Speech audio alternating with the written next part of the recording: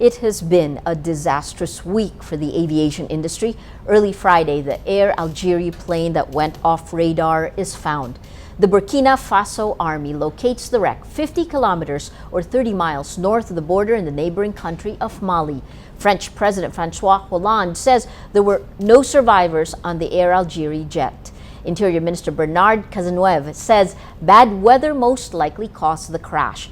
Flight AH5017, which took off from Ouagadougou, Burkina Faso, bound for Algiers, had 116 people on board.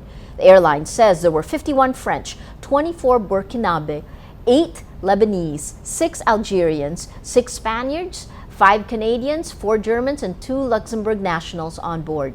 On July 17th, Malaysia Airlines flight MH17 crashed in eastern Ukraine, killing all 298 people on board. On Wednesday, a Taiwanese aircraft crashed in southwest Taiwan, killing 48.